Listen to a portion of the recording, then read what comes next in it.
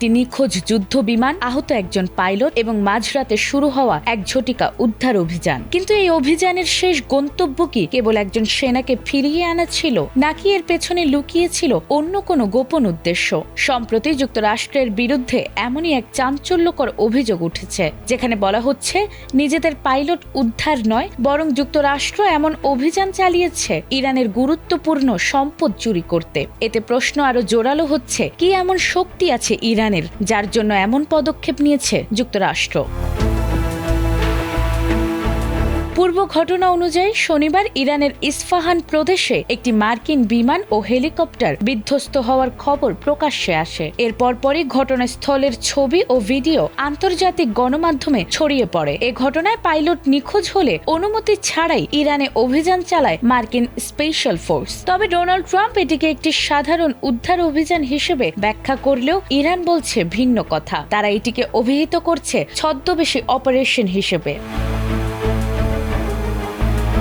সোমবার এক সংবাদ সম্মেলনে ইরানের পররাষ্ট্র মন্ত্রণালয় দাবি করেছে, যুক্তরাষ্ট্রের তথাকথিত উদ্ধার অভিযানটি আসলে সমৃদ্ধ ইউরেনিয়াম চুরির একটি পরিকল্পিত প্রচেষ্টা ছিল। তাদের অভিযোগ, বিশেষ কমান্ডো বাহিনী পাঠিয়ে ইরানের পরমাণু স্থাপনায় প্রবেশের চেষ্টা চালানো হয়েছে।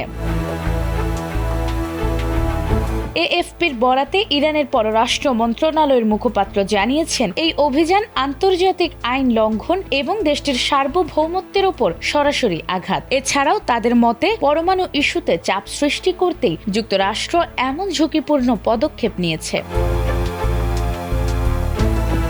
বিশ্লেষকদের মতে সাম্প্রতিক সময়ের যুক্তরাষ্ট্র ইরান উত্তেজনা, বিশেষ করে আলটিমেটাম ও সামরিক তৎপরতার প্রেক্ষাপটে এই ঘটনা নতুন মাত্রা যোগ করেছে। এতে দুই দেশের মধ্যে অবিশ্বাস আরও গভীর হওয়ার আশঙ্কা তৈরি হয়েছে।